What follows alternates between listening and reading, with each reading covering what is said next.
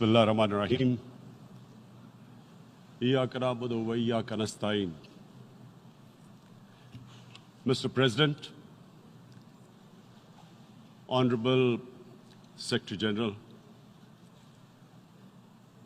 Excellencies, ladies and gentlemen,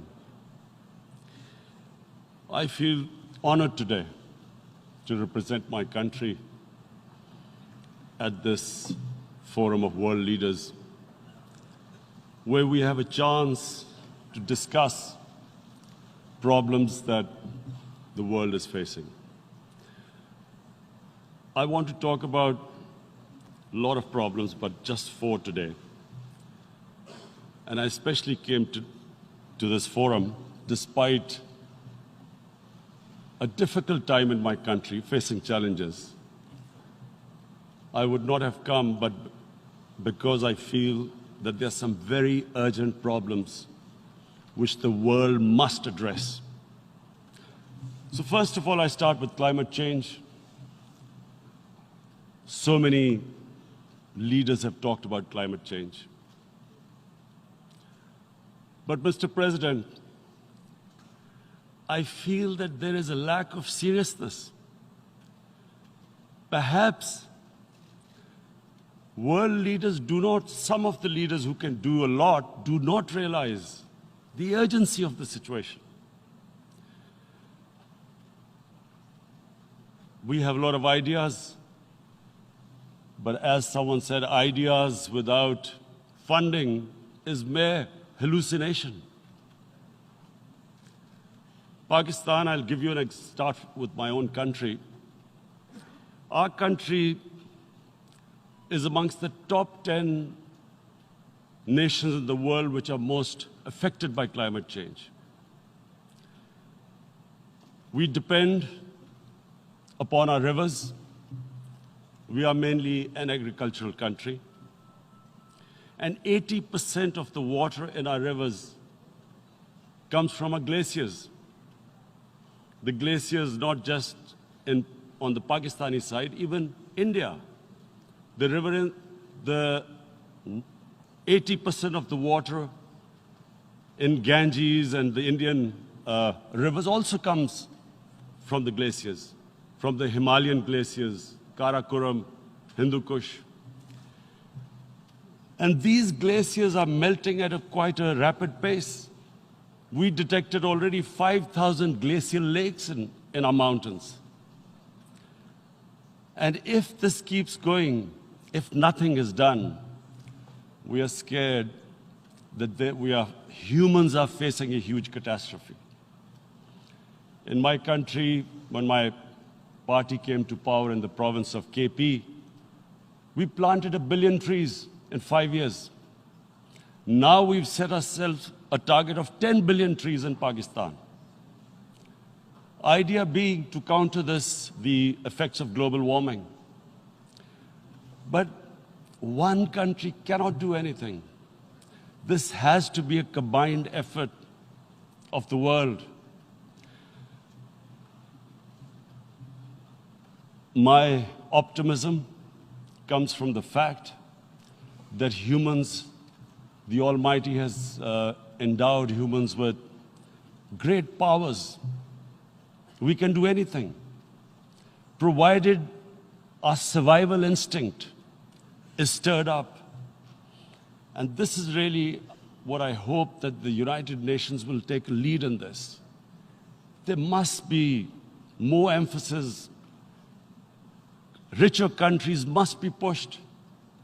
Countries that mainly are responsible for greenhouse gas emissions. They must be pushed because our country contributes minuscule amount to greenhouse gases. So I feel that the United Nations must take leadership in this. My second issue for me right now is even more critical. Mr. President, every year, billions of dollars leave the poorer countries and go towards rich countries. Billions of dollars siphoned off by the ruling elites of the developing world. And they find their way into Western bank accounts, offshore accounts, tax havens, expensive properties hidden behind companies bought in Western capitals. Mr. President, this is devastating the developing world. This is causing more poverty, debts. It's impoverishing the developing world. The difference between rich and poor countries is growing because of this. Money laundering, which happens because money leaves the poorer countries into rich countries, is not treated the same as, for instance, money from drugs or terror financing. The seriousness which terror financing and money from drugs, the way it is treated, it's not the same. The way the poor countries are being plundered by their elites. It's not happening. In my country, when I took charge of our government a year back, in the 10 years preceding that, our total debt went up 4 times. The debt we had accumulated in 60 years, just in 10 years, it went up 4 times.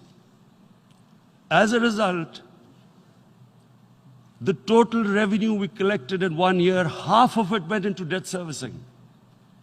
How are we going to spend money on our human beings, 220 million people, when half the money is going into debt servicing? Because our country was plundered by the elites, the ruling elite. And easily they could get the money out. And when, Mr. President, we located properties in Western capitals bought by this money through corruption and money laundering, located the properties of these corrupt leaders, we find it so difficult to retrieve it. That money, if we retrieved that money, we could spend on our human beings. But it's so difficult. The laws protecting these criminals. We do not have the sort of money to have expensive lawyers and spend millions and millions of dollars. We need help from the rich countries. And Mr. President, it's critical. The rich countries must show political will. They cannot allow this to happen. How can the poor countries spend money on human development, which the United Nations asks, SDG? How are we going to do it when this money can easily leave our countries? So, unless the rich countries intend to build walls to stop economic refugees coming as we see right now, they must take action. They must take action now. It must be a deterrent. Corrupt ruling elites should not be able to take money out easily and park it into foreign bank accounts and into these properties abroad. And I never understand why. Why do we have these tax havens? Why is this allowed? Why shouldn't rich people pay taxes? Why is it legal to have these tax havens where you have these secret accounts? Because, the world is changing. The population of the world is growing. Sooner or later, you're going to have a crisis. If the poor get poorer and the rich get richer, there is going to be a crisis sooner or later. So this is my second point. I hope that the United Nations takes a lead in this. It involves the IMF, the World Bank, Asian Development Bank. They must find a way of stopping this plunder of the developing world. My third point is Islamophobia. There are 1.3 billion Muslims in this world. There are millions of Muslims living in other countries, European countries, and the US as minorities. Islamophobia since 9/11 has grown at a pace where it is alarming. Human communities live together. There should be understanding amongst them. But Islamophobia is creating a division. Muslim women wearing hijab, it's become an issue. It's become an issue in some countries. Hijab is some sort of a weapon. A woman can take off her clothes in countries, but she can't put on more clothes. How is this happening? Because of Islamophobia. And how did this Islamophobia start? After 9/11. And why did it start? Because certain Western leaders equated terrorism with Islam. Islamic terrorism. Radical Islam. What is radical Islam? There is only one Islam. And that is the Islam we follow of Prophet Muhammad sallallahu alaihi wasallam. There is no other Islam. Radical Islam, Islamic terrorism, what message did they send to people in the West? And why is there Islamophobia? How is a person in New York, in the Midwest, in the US, in European capital, how is he going to distinguish between who is a moderate Muslim and who's a radical Muslim? Because terrorism has nothing to do with any religion. This Islamic terrorism, Islamic radicalism, and sadly used by leaders, this has been the main reason for this Islamophobia. And it has caused pain amongst Muslims. We in Muslim countries watch this Islamophobia traveling abroad, and it's getting worse. And may I just say, Mr. President, that in European countries, it is marginalizing Muslim communities. And we all know that marginalization leads to radicalization. Some of the people who ended up as militants in Syria and other places were from marginalized Muslim communities. And my point here is that we must address this issue. I'm sad to say that we Muslim leaders have not addressed this issue either. After 9/11, when this thing came about war against radical Islam, rather than Muslim leaders trying to explain to the West that there is no such thing as radical Islam, in all human communities, they are radicals. They're liberals and rest are moderate. All human communities, Christians, Jews, everyone has it. But Islam is not radical, neither Judaism, neither Christianity, neither Hinduism. No religion preaches radicalism. The basis of all religion is compassion and justice, which differentiates us from the animal kingdom. But unfortunately, the Muslim leadership was so scared of being called radical Islam that all of them became moderates. In Pakistan, we were in the eye of the storm, and our government coined a phrase called enlightened moderation. No one knows what it meant. But everyone started putting on Western suits that they were moderates, started speaking. Even those who didn't know English would speak English because they were moderates. No one had a clue what it was. Because we, in the Muslim world, did not explain to the West that there is no such thing as radical Islam. One of the reasons why, after 9/11, Islam was supposed to be equated with terrorism was suicide attacks. Because the 9/11 bombers did a suicide attack, all sorts of theories came up that the Muslims are involved in suicide attacks because they will get virgin in heavens. Some came up with, what about women, suicide attackers? So this bizarre thing happened. No one explained. Suicide attacks and Islam were equated. No one did research that before 9/11, the majority of suicide attacks in the world were by Tamil tigers, who were Hindus. No one blamed Hinduism, and quite rightly. What has Hinduism got to do with what desperate people were doing in Sri Lanka? We all know we've seen films about Japanese kamikaze pilots at the end of the Second World War doing suicide attacks. No one blamed the religion. But here we were trying to prove we were moderates and not explaining to the West. But the most important thing I wanted to say here today, in explaining this Islamophobia, Mr. President, and I feel it's very important because I've spent, because of I played professional sport in England, I spent a lot of time there. So I know how the Western mind works and how West views religion. So where the misunderstanding about Islam came. And one of the reasons it caused Islamophobia. That was,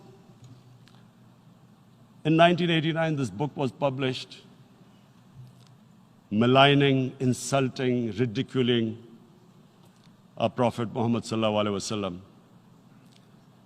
And there was a reaction in the Muslim world. The West couldn't understand what was the problem. Because in the West, because I have spent so much time in the West, religion is perceived completely differently. They don't look upon religion like we do. And so, Islam was supposed to be an intolerant religion. It was against freedom of expression.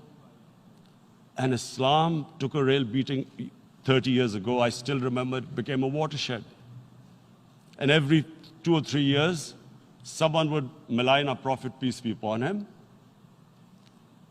There would be a reaction by the Muslims. And again, it was Islam, an intolerant religion. Again, this time,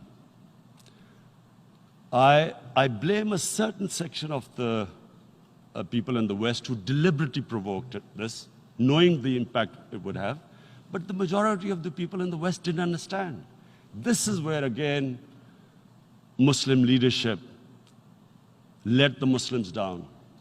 We should have explained to them what our Prophet, peace be upon him, means to us. So in 1 minute, I'll try and explain what he means to us. Our Prophet was the witness to the divine book, the Holy Quran. The Holy Quran is the book of guidance for Muslims, and the Prophet's life was living the Quran. He was an example of what the Quran guided us to be. So he is the ideal we all try to get to. The Prophet created the state of Medina, the first state in Islam.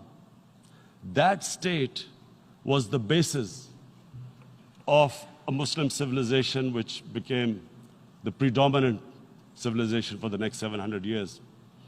And what was that state? I hear such strange things about Islam, that it is against women, it's against minorities. The first state of Islam in Medina, it was the first time a welfare state was set up. The state took responsibility of the weak, widows, orphans, poor people, handicapped. It taxed the rich, spent the money on the poor. The state announced that all human beings are children of Adam, hence equal, whatever the color of their skin. The state announced, the Prophet announced that, and slavery, the whole system depended on slavery as it did for many years in the Western societies. The Prophet said that one of the greatest deeds is to free a slave. But because the society depended on slavery, he said, but if you have to treat them as an equal member of the family. And as a result, something happened in a Muslim world which hasn't happened in any other civilization. Slave dynasties appeared. Slaves became kings. The Mamluks, slaves who ruled Egypt. In India, there were slave dynasties. And then, with minorities, again, you hear that Islam is supposed to be against minorities. Let me just make this clear. In Islam, the Prophet announced that everyone was free to practice his religion. It was a sacred duty to protect the places of worship of all religions. He announced that every person is equal in front of law, whatever his religion or his color. And this incredible case, and I always quote this, that the fourth Khalifa, the head of state of Medina, he lost a court case against a Jewish citizen. So, number one, it showed there was a rule of law, no one was above law. And number two, that a Jewish citizen was an equal citizen. So, Mr. President, when a Muslim society is unjust to its minorities, it is going against the religion of Islam and our Prophet, peace be upon him. So, it is important to understand this. The Prophet lives in our hearts. When he's ridiculed, when he's insulted, it hurts. As we human beings understand one thing: the pain of the heart is far, far, far more hurtful than physical pain. And that's why the Muslims react. And I always thought that if I ever had the stage, I would try and explain this to the world community, especially to the Western community, because having lived in the Western community, people didn't understand this. When I first went as a teenager to England, there was a comedy film on Jesus Christ. It's unthinkable in Muslim societies. So we need to explain that, look, in a human community, we must be sensitive to what causes pain to other human beings. We have,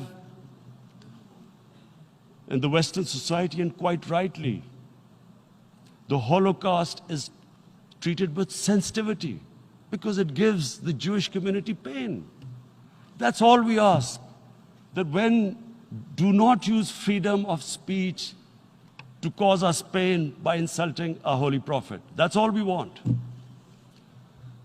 And now, the number fourth point, Mr. President, and this is the most critical point, is the reason why I especially came here. It is about what is happening in Kashmir. Before I go on this, I want to make one thing clear, that when we came to power, my first priority was that Pakistan would be a country which will try its best to bring peace. We had been through this war on terror. We joined the United States war on terror after 2001. And Pakistan went through one of its worst periods where 70,000 Pakistanis died and over 150 billion was lost to our economy. And Mr. President, I opposed the war because in the 80s, Pakistan had joined the Western countries in what was the freedom struggle then in Afghanistan against the Soviets. And it was funded by the Western countries. These Mujahideen groups, which were treated in guerrilla warfare, were trained by Pakistan Army, funded by the Western countries, and especially US, and they waged what was a freedom struggle in Afghanistan. The Soviets called them terrorists. We called them freedom fighters. 1989, the Soviets retreated. The Americans packed up and left. Pakistan was left with these groups. Come 9/11, Pakistan joined the United States in this war on terror. And now our government was supposed to, the reason why I opposed joining this war, because here we had indoctrinated them in jihad, meaning freedom struggle against foreign occupation. Now, because we had joined the US, and the US had occupied Afghanistan, now we were supposed to tell them that, no, this is not freedom struggle and jihad, it's terrorism. So that's why I tried to tell then government that, stay neutral, because you will have leverage over them. You will be able to control them. But if you join them, you become collaborators, and they will attack you, which is what happened. They turned against us. We went through a nightmare. 70,000 people killed in a war we had nothing to do with. No Pakistani was involved in 9/11. Taliban were in Afghanistan. Al-Qaeda was in Afghanistan. What had we to do with it? 70,000 Pakistanis died. So when we came to power, we decided that we would dismantle what was left of these groups. And this decision was taken not just by us, but by all the political parties in Pakistan. Unfortunately, they didn't implement it. So we came to power, we decided to implement it, and we dismantled whatever was left of the groups.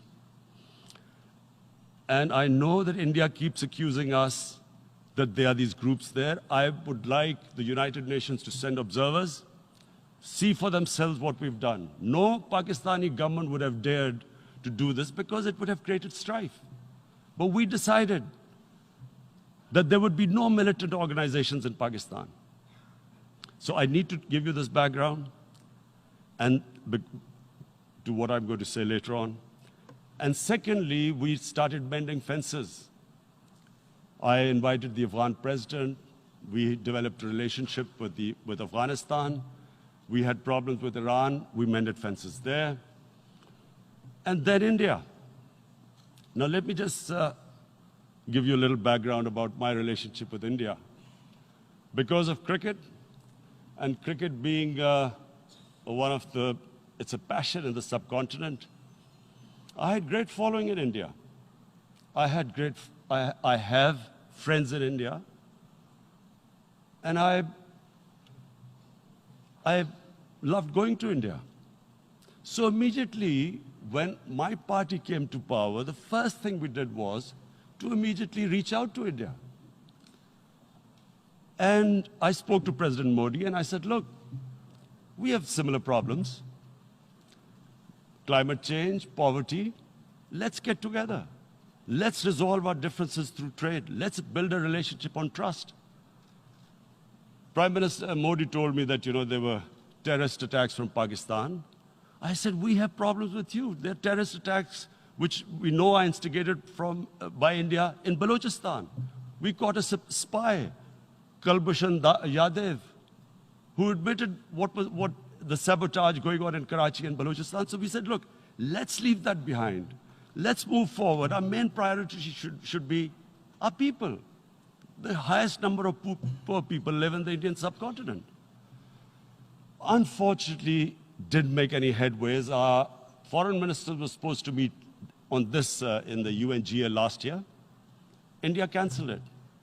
We thought that it's their election coming up. It's a nationalist, ultra-nationalist party. It doesn't want to cozy up to Pakistan. So we thought, okay, we'll wait till the elections. Meanwhile, a 20-year-old Kashmiri boy, whose father said was radicalized by the security forces in Kashmir, blew himself up on an Indian convoy. Immediately, India blamed us.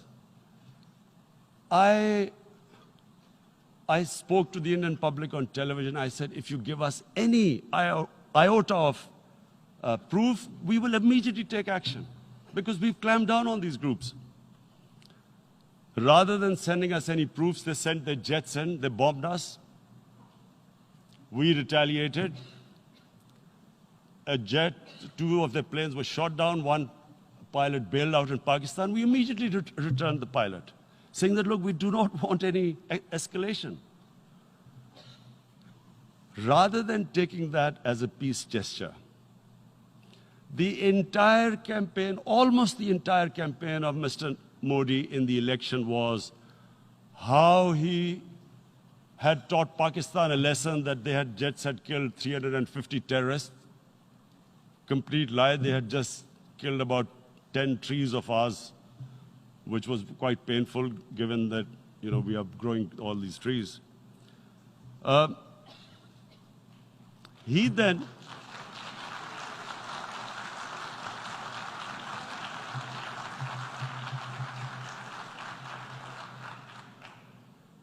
the election campaign, Mr. Modi used words like, this is just a trailer, the movie is about to start.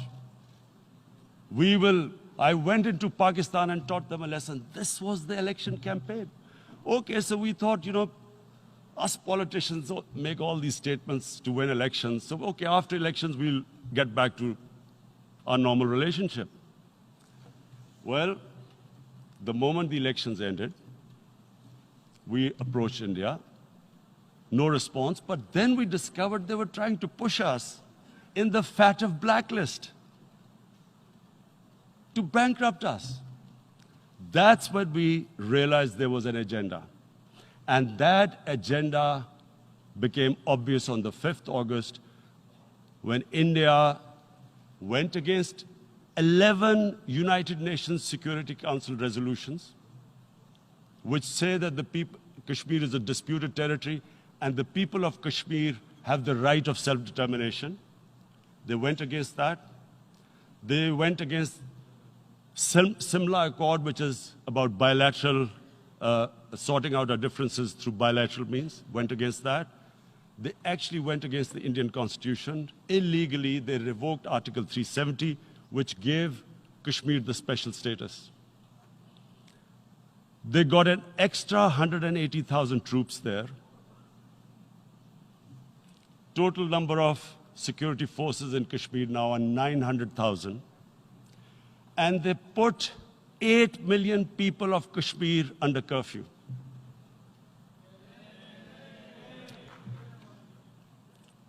Mr. President, now I just briefly want to make the people understand, how can anyone do something like this? And for that, I have to explain to you what is RSS. RSS, Mr. Narendra Modi is a life member of RSS. RSS was an organization that was inspired by Adolf Hitler and Mussolini, came about in 1925. They believed in racial purity, racial superiority. They also believed they were an Aryan race like the Nazi believed they were an Aryan race. All that I'm saying can be verified. This is the time of information revolution. You can Google all this, what I'm saying. But it is very important for me to explain this to you so you know what is happening in India. This RSS believed in the ethnic cleansing of Muslims from India. At one point, there was racial superiority of the Hindu race. Secondly, it was hatred for the Muslims and for the Christians because they believed that this golden age of Hindu civilization was stopped because of Muslim rule centuries back and then the British rule of India. So it was racial superiority and hatred for Muslims and Christians. this is openly stated. You look at the founding fathers of RSS, Golwalkar and Savarkar. Just Google them and you'll find out. And this ideology of hate is what murdered the great Mahatma Gandhi in 1948. It was this ideology of hate that made Narendra Modi in 2002 do a pogrom against Muslims in Gujarat when he was the chief minister. He allowed 3 days for these RSS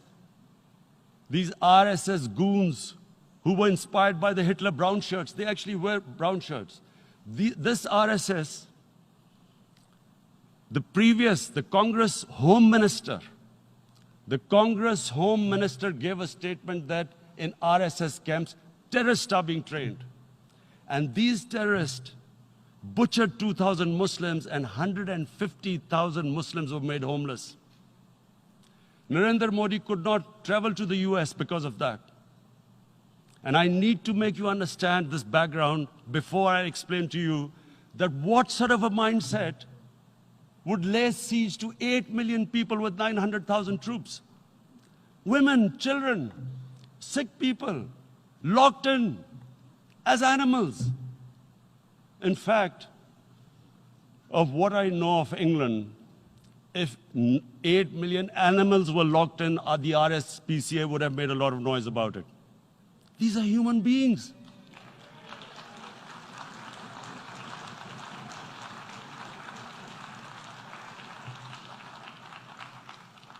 And Mr. President, what comes with racial superiority, these illusions of Aryan superior race, is arrogance. The two go together. And it's arrogance that makes people make mistakes and do stupid things. Cruel things like what Narendra Modi has done. It's sheer arrogance. And it's arrogance that has blinded him from the fact that what is going to happen when the curfew is lifted. Has he thought about it? This hasn't been thought through. What is he going to do when he lifts the curfew? Does he think that people of Kashmir will quietly accept the status quo because India has changed the constitution and taken away the special status? They'll accept that? Mr. President, 100,000 Kashmiris have died in the past 30 years because they were denied the right given by the United Nations, the right for self-determination. 100,000 have died and 11,000 women have been raped. There are 2 United Nations human rights reports on this. The world hasn't done anything because India is a huge market, 1.2 billion people. Sadly, the material prevails over the human. But this has serious consequences. Again, I repeat, that's why I'm here. Look, what is going to happen when the curfew is lifted will be a bloodbath. The people will come out. There are 900,000 troops there.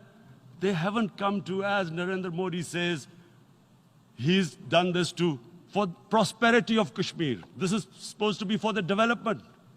These 900,000 troops, what are they going to do when they come out? There'll be a bloodbath. Has he thought it through what happens then? Mr. President, has anyone thought that what happens when there is a bloodbath? What do you think the impact will have on people of Kashmir? What do you think they will think? The way they have been boxed in their houses, treated like worse than animals, no rights. Thousands of all the political leadership has been arrested, taken out of Kashmir. Even those Kashmiri leaders who were pro-India have been taken out. 13,000 boys have been picked up and taken to God knows which destinations. So what do they think? What will the people of Kashmir do when they lift the curfew? They will be out in the streets. And what will these soldiers do? They will shoot them. They've already used pellet guns, blinded young boys. In the last 6 years, the 5 years, the oppression that has gone on in Kashmir. And so, Kashmiris will be further radicalized. Mr. President, there will be another Pulwama. And guess what? India will blame us. They're already blaming us. They're saying all this is happening because of Pakistan. One of their defense ministers said, there are 500 terrorists lined up on the border to go in. Why would Pakistan send 500 terrorists when there are 900,000 troops? What impact are they going to make? What will they do? And why would?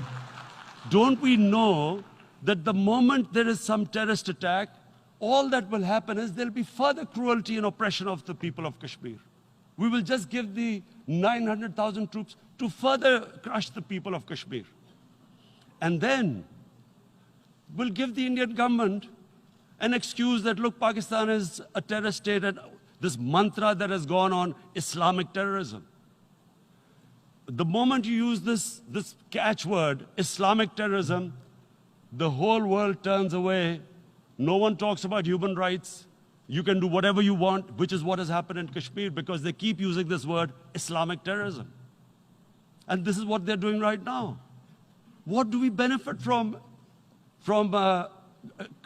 further increasing the cruelty on the people of Kashmir? And why would we want this? But there is no other narrative left for India. As when they lift the curfew, whatever happens, Pakistan will be blamed, and there is always a danger of another Pulwama. They might come and bomb us again, and then another cycle might start. And what does Narendra Modi think? That 180 million Muslims of India are thinking right now. Aren't they watching these Kashmiris stuck inside for 55 days they've been stuck in? Aren't they watching? What do you think? Don't you think that the Muslims will be radicalized in India? And I'm talking about 180 million people. And when they get radicalized, there will be some incident in India somewhere down the line. Again, we will be blamed. And I'm warning you right now, again, we will be blamed.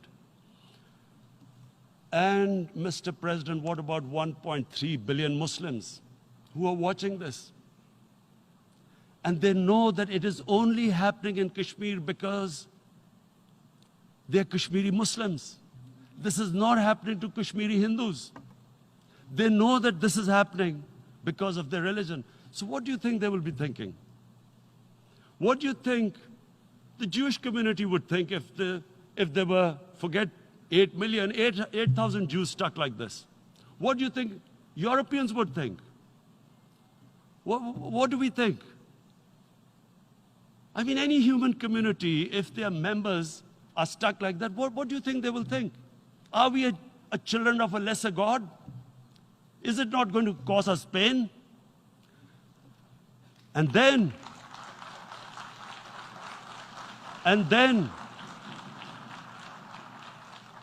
I'll tell you what will happen.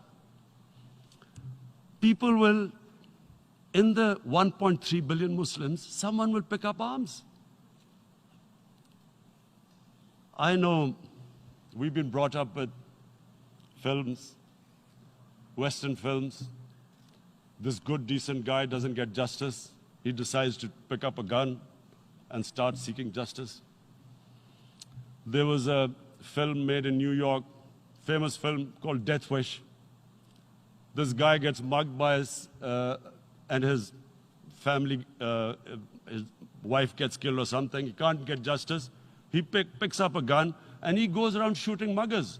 And the whole cinema cheers him on. So what do you think the Muslims are thinking right now? If there is a bloodbath, there will be Muslims becoming radicals, not because of Islam, but because of what they will see that there's no justice when it comes to Muslims. There were Rohingya Muslims, Myanmar, who are, God knows, almost 1 million people out, ethnic cleansing. What was the response of the world community? So what do you think will be the response of 1.3 billion Muslims? I picture myself. I'm in Kashmir. I've been locked up for 55 days. I have heard about, and there are rapes, Indian Army going into homes, soldiers. Would I want to live this humiliation? Would I want to live like that? I would pick up a gun. You're forcing people. You are forcing people into radicalization. When people lose the will to live, what is there to live for? And this is what, if you can do this to human beings, you are actually radicalizing people. And so, Mr. President, I want to repeat here, this is one of the most critical times. There will be a reaction to this. Pakistan will be blamed. 2 nuclear-armed countries will come face to face like we came in February. And before we head in that direction, the United Nations has a responsibility. This is why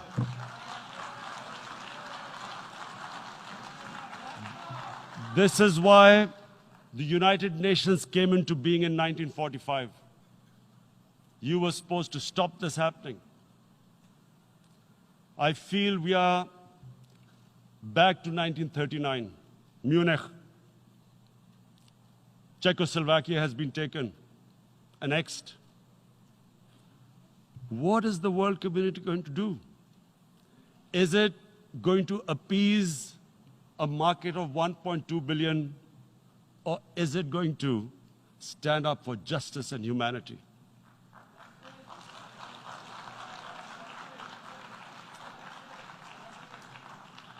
If this goes wrong, you hope for the best, but be prepared for the worst.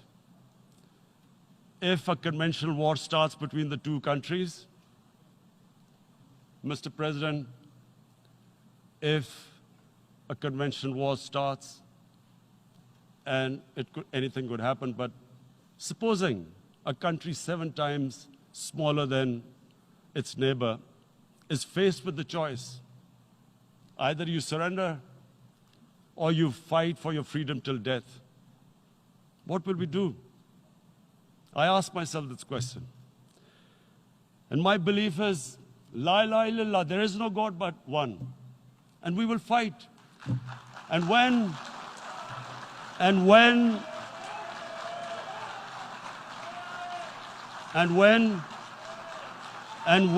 a nuclear-armed country fights to the end, it will have consequences far beyond the borders.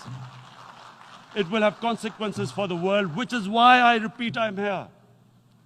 Because I'm warning you, it's not a threat.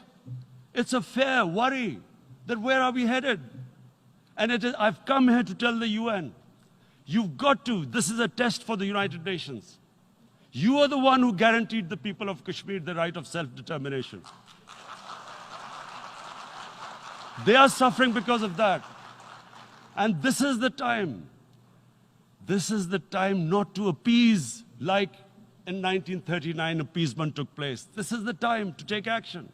And number 1 action must be that India must lift this inhuman curfew, which has lasted for 55 days. It must free all political prisoners, and especially those 13,000 boys that have been picked up. Parents don't know where they've disappeared. And then the world community must give the people of Kashmir their right of self-determination. Thank you.